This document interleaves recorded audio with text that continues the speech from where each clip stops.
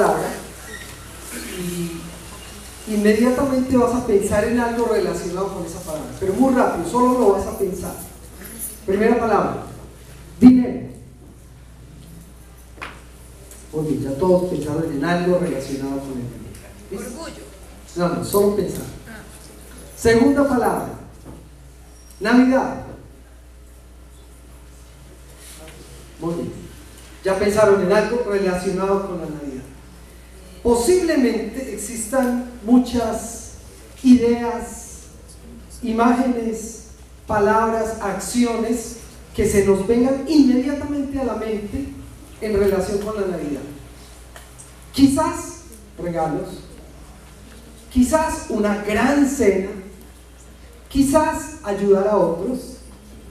Algunos pensarán en fiestas, en emborracharse, quizás. Otros pensarán en tiempo de familia, otros pensarán en vacaciones, otros pensarán en viajar, quizás, en esquiar en la nieve, quizás, en muñecos de nieve y todas esas cosas. Pero realmente, ¿qué debe venir a nuestra mente con la Navidad? Y parte de la respuesta la da la pastora Luz María ahorita en la lección. La Navidad tiene un hecho central. La cena navideña es muy buena. Pasar tiempo en familia es muy chévere. Dar regalos es fabuloso. Pero ese no es el centro de la Navidad. El árbol de Navidad es muy lindo. A mí me encanta el árbol de Navidad, la decoración navideña. Pero el hecho central es este. Navidad no es en sí mismo fiestas. No, la fiesta viene como consecuencia de la celebración de un hecho súper importante y trascendental. Acompáñenme por favor al segundo capítulo del Evangelio de Lucas. Lucas capítulo 2.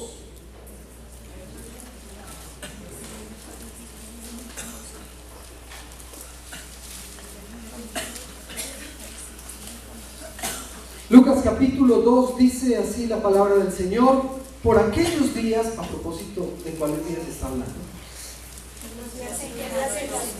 de los días en los que ¿qué? No puede ser, porque apenas van a ser Jesús. En que reina un rey. Por aquellos días, ¿qué hay atrás? Días previos. Eso, ¿qué había pasado en días previos? ¿Qué está narrando Lucas antes? Miren ahí en sus Biblias. El anuncio. Eso, el nacimiento de Juan Bautista, ¿cierto? Entonces, está narrando la historia de Juan Bautista y dice Lucas, entonces en aquellos días, en los días en que había nacido Juan el Bautista y que se había hecho la revelación y la profecía de su ministerio, entonces dice, Augusto César decretó que se levantara un censo en todo el imperio romano. Este primer censo se efectuó cuando Cirenio gobernaba en Siria. Versículo 3. Así que todos iban a inscribirse, cada cual a su propio pueblo. También José, que era descendiente del rey David, subió de Nazaret a ciudad de Galilea, a Judea. Fue a Belén, a la ciudad de David, para inscribirse junto con María, su esposa. Ella se encontraba encinta. Ellos ya estaban casados y María ya estaba en embarazo, aunque no de José. Y mientras estaban allí se le cumplió el tiempo. Así que dio a luz a su hijo primogénito. ¿Qué significa primogénito? El primero de varios. El primer hijo. Y lo envolvió en pañales y lo acostó en un pesebre, porque no había lugar para ellos en la posada. Versículo 8. En esa misma región había unos pastores que pasaban la noche en el campo, turnándose para cuidar sus rebaños. Sucedió que un ángel del Señor se les apareció. La gloria del Señor los envolvió en su luz y se llenaron de temor. Pero el ángel les dijo: no tengan miedo. Miren que les traigo buenas noticias, que serán motivo de mucha alegría para todo el pueblo. hoy les ha nacido en la ciudad de David un Salvador que es Cristo el Señor. Esto les servirá de señal. Encontrarán a un niño envuelto en pañales y acostado en un pesebre. De repente apareció una multitud de ángeles del cielo que alababan a Dios y decían: gloria a Dios en las alturas y en la tierra paz a los que gozan de su buena voluntad. Cuando los ángeles se fueron al cielo, los pastores se dijeron unos a otros: vamos a ver esto que ha pasado y que el Señor nos ha dado a conocer. Así que se fueron deprisa y encontraron a María y a José y al niño que estaba acostado en el pesebre. Cuando vieron al niño, contaron lo que les había dicho acerca de él. Y cuantos lo oyeron, se asombraron de lo que los pastores decían. María, por su parte, guardaba todas estas cosas en su corazón y meditaba acerca de ellas. Los pastores regresaron glorificando y alabando a Dios por lo que habían visto y oído, pues todo sucedió tal como se les había dicho. El glorioso nacimiento de nuestro Señor Jesucristo. Quizás cuando dije piensen en algo relacionado con la Navidad, pensaron en Santa Claus. Quizás, estoy diciendo, quizás. Algunos pudieron haber pensado en muchas otras cosas, pero el hecho central de la Navidad, por lo cual decoramos, por lo cual cantamos villancicos, por lo cual hacemos fiesta, es por el nacimiento de Jesucristo. Nosotros celebramos el nacimiento que es glorioso de nuestro Señor Jesucristo. En el capítulo 2 de Lucas, que se encuentra inmediatamente después del relato de Juan el Bautista, se da inicio a la existencia de Jesucristo, la existencia corporal. Ahora, ¿Jesús existía en el Antiguo Testamento? Sí. Claro, porque Él es Dios. Él siempre ha existido. A partir de aquí Él empieza a existir como humano, porque Él ya existía como Dios. ¿Está claro eso? Él siempre ha existido como Dios, siempre existió como Dios. Él no es creado, porque Jesús es Dios, por lo tanto no puede ser creado. Pero a partir de este momento comienza su vida humana, su existencia corporal. Recuerden que Jesús, 100% hombre y 100% Dios. Él no dejó su naturaleza divina para venir a la tierra. Y estando en la tierra, fue Dios al 100%, pero también fue hombre al 100%. Aquí comienza la existencia de Jesucristo. El nacimiento de Jesús, por sus características, hermanos, es único y glorioso. Yo recuerdo con mucha alegría el nacimiento de nuestro hijo Juan Miguel. Momento hermoso cuando el médico me lo entregó en los brazos y me presentó a mi propio hijo. Yo recuerdo con mucho cariño. Pero el nacimiento de Jesús es único y glorioso. Ni siquiera el nacimiento de nuestros propios hijos puede igualar eso. ¿Saben por qué? Porque implica nuestra salvación. Porque implica la mayor muestra de amor que haya habido en la historia. Veamos tres características del nacimiento de Jesús narradas en Lucas 2 y que lo hacen único y glorioso. Único y glorioso. En primer lugar, el nacimiento de Jesucristo es un hecho histórico. Puede ser que mucha gente diga: no, Jesús es un personaje que se duda de su existencia, pero para nosotros es claro que Jesús sí existió. Lucas fue un historiador de la Biblia. Lucas no fue cualquier persona que le dio por escribir fábulas, mitologías, no. Lucas fue uno de los historiadores importantes del primer siglo en Israel y en Palestina y sus alrededores. Lucas escribe no solo como médico, no solo como parte del equipo misionero evangelístico de Pablo, sino que Lucas tenía formación en historia y escribe los detalles históricos de cuándo se dio el nacimiento de Jesús. Y él comienza dando un dato, ubicándonos en la historia, y habla de cuál personaje de la historia de aquellos días, del emperador romano. Entonces Jesús nace en tiempo de un emperador romano que existió y por lo tanto nos ubica dentro de la historia. El nacimiento de Jesús es histórico. Augusto César reinó en los años 27 a.C. hasta el 14 después de Cristo y fue una época de relativa paz para el imperio. Esos datos son parte de la historia universal. En tiempos del emperador Augusto César nace Jesucristo. Y esos censos de los que hablan eran de alguna manera algo común dentro del imperio. Es decir, cada cierto tiempo el emperador mandaba que se censara a la gente y pudieran tener una idea general de cómo estaba la población. El censo debía ser en el lugar de origen de donde la persona era. Y dice que el censo fue en los días de Cirenio. Su nombre completo, Publio Sulpicio Cirenio. ¿Ya se lo aprendieron?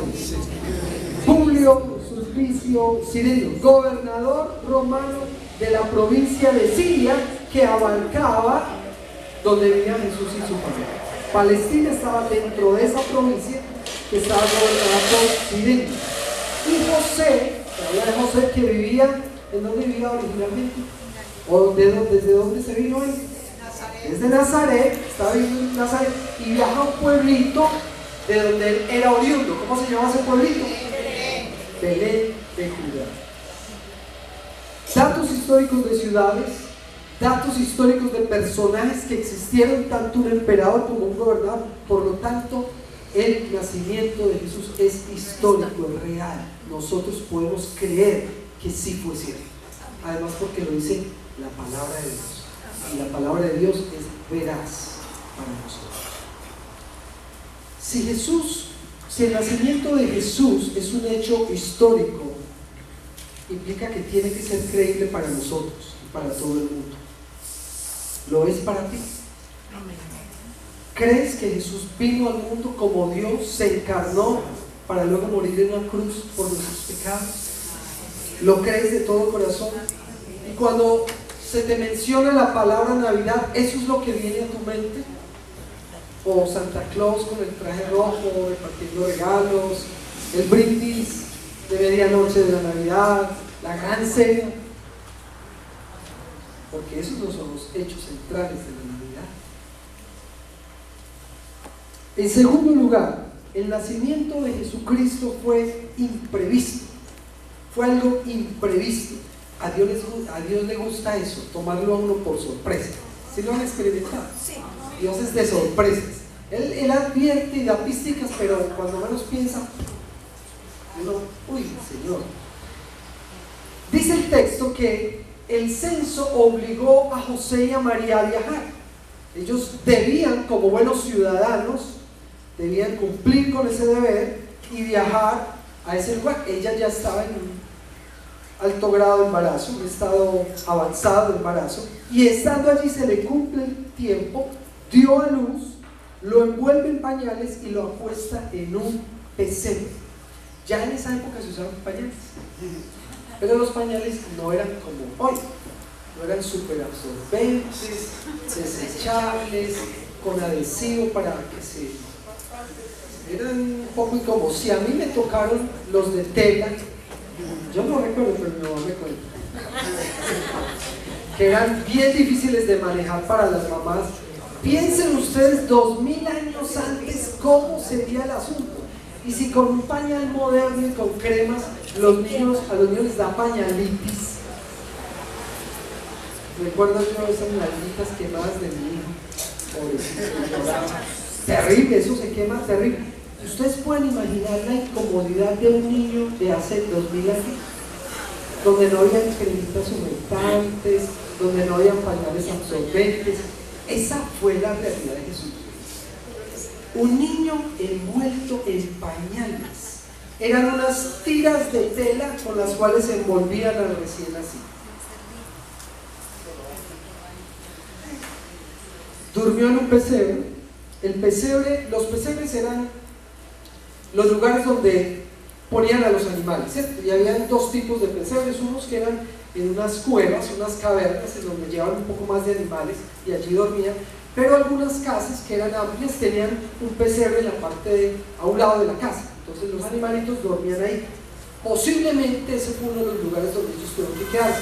Al buscar posada y no encontrar, lo único que encontraron fue un rincón en donde unos animales dormían. Y allí en el lugarcito donde le echaban la comida a los animales, el heno, allí tuvieron que poner al bebé. ¿Ustedes se imaginan uno poniendo a su hijo recién nacido en un lugar así?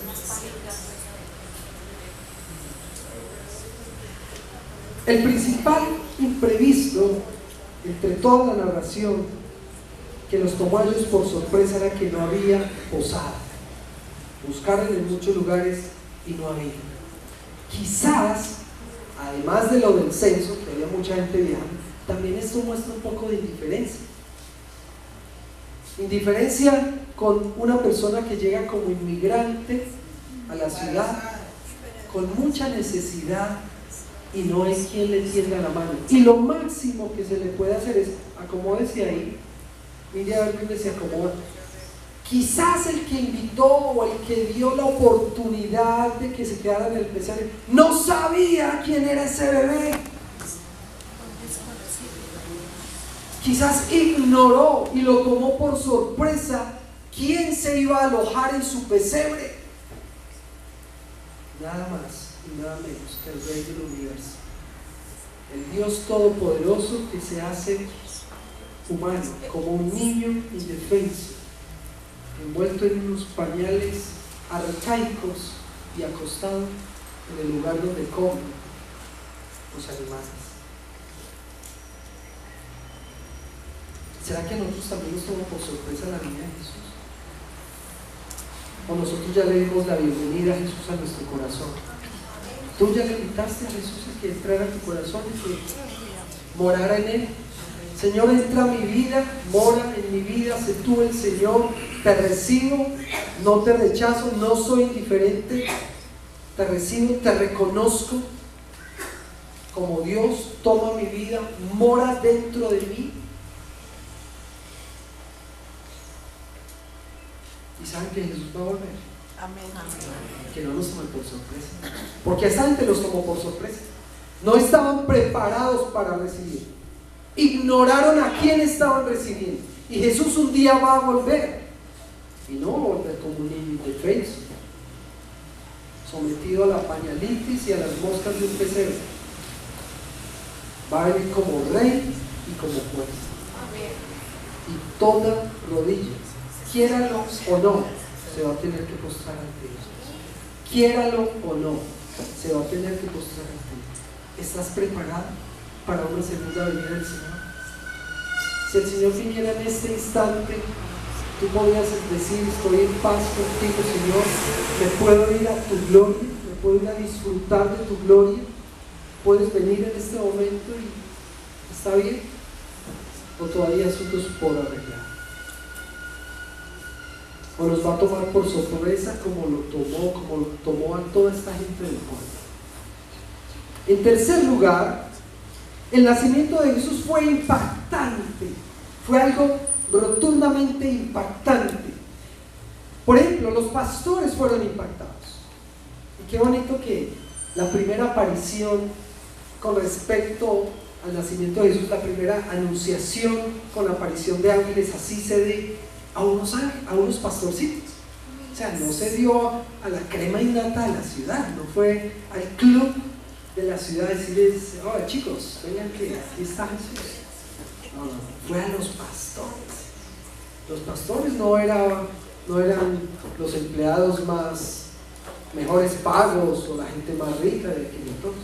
No, la gente común, campesinos, gente del pueblo, que estaban en el campo cuidando a sus animalitos. Y los pastores, cuando ven la aparición de los ángeles, sienten temor, porque obviamente la aparición celestial no es algo como común, como para uno. Se asustaron: ¿qué es esto? ¿Qué está pasando? Pero después de la experiencia y cuando ven al niño, ¿qué terminan haciendo ellos? Glorificando al Señor. Entonces ellos escuchan el anuncio y dicen: ¿esto qué es? Vamos a mirar, o sea, ¿qué es lo que está pasando? Y cuando ven al niño, cuando ven todo, terminan: Señor, tú eres grande. Estás cumpliendo la promesa que le hiciste a Israel, el nacimiento de un Salvador. Pero también hubo unos ángeles, ¿sí? Hubo unos pastores, pero hubo unos ángeles. ¿Y cuál fue el papel de los ángeles? Bueno, ángel significa mensajero, ¿sí? Un mensajero es un ángel, aquel que es enviado para llevar un mensaje. Y ese mensaje era un mensaje de salvación para todo el pueblo. Un mensaje de salvación político, un mensaje de salvación social, económico, ¿no? Aunque la mayor parte de Israel lo entendió así. Por eso querían que Jesús fuera un rey literal y que los librara de la dominación romana y que repartiera comida para el pueblo. Pero eso no era. ¿De qué iban a ser salvos ellos? A través de Jesús. De la condenación eterna, de la culpa de sus pecados.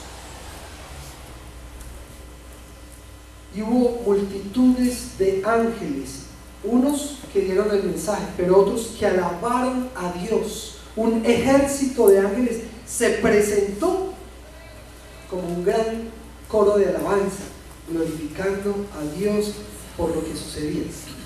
¿Por qué los ángeles glorificando a Dios por el nacimiento de Jesús? Porque los ángeles veían el acto misericordioso de Dios hacia el hombre, ¿sí? Porque eso es lo que se está mostrando. ¿Qué muestra Navidad? ¿Qué muestra el nacimiento de Jesús? Un acto de misericordia de Dios hacia la humanidad que está perdida. Y los ángeles dicen: wow, eso es tremendo. Dios es lo máximo. Dios está teniendo misericordia de un grupo de seres vivientes que no la merecen. Entonces los ángeles dicen: gloria a Dios, es que tenemos un Dios grande y misericordioso. Y hubo otros personajes que fueron testigos y que se maravillaron también con los pastores y con otros, porque los pastores dieron testimonio de lo que estaba sucediendo.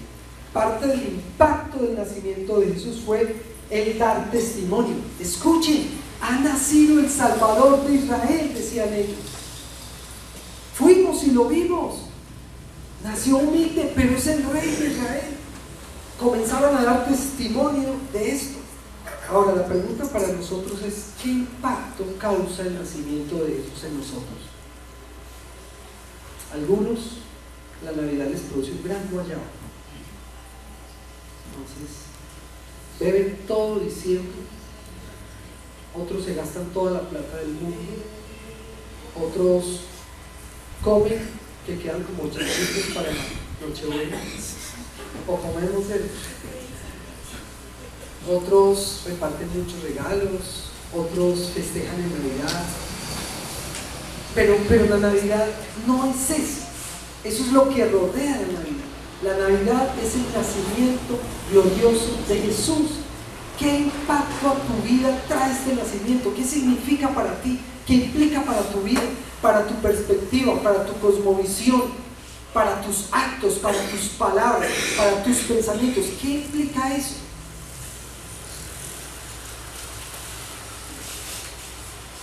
¿Será que podemos ser impactados como los pastores?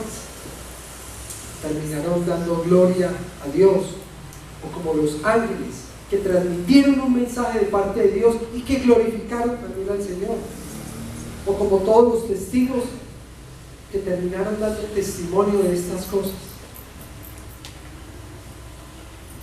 ¿Qué significa la Navidad para ti? ¿Qué viene a tu mente cuando piensas en Navidad? Hay muchas cosas buenas en Navidad, muchas. El espíritu de la Navidad es muy lindo, pero el centro de la Navidad es que celebramos que el Dios Todopoderoso descendió a la tierra para salvarnos a cada uno de nosotros. El resto es añadido, pero el hecho central es el nacimiento de Jesús. Por eso debemos celebrar, por eso debemos alabar y por eso debemos ser agradecidos. Estemos de pies, oramos.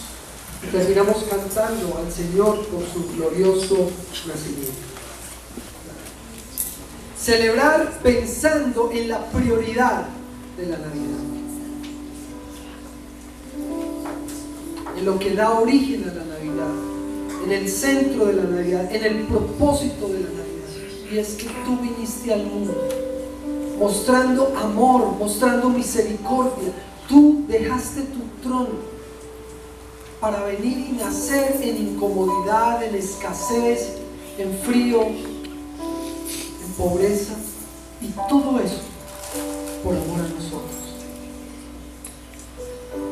Señor, permite que en medio de nuestras celebraciones nunca olvidemos este acto maravilloso. Que en ninguna de nuestras celebraciones de Navidad se deje de mencionar el hecho central, el nacimiento glorioso de nuestro Señor Jesucristo.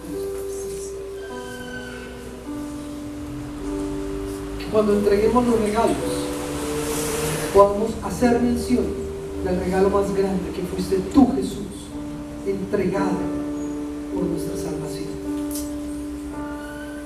Que cuando estemos mirando el pesebre no nos olvidemos de ese amor que mostraste al nacer, Señor. Que cuando estemos con la decoración navideña, con las festividades, con la comida, celebrando en familia, cantando villancicos, eres tú el centro, Señor. No es Santa Claus, no es el árbol, no son los colores, no es la música. Eres tú, Señor, eres tú el centro. Que nunca se nos olvide, Dios,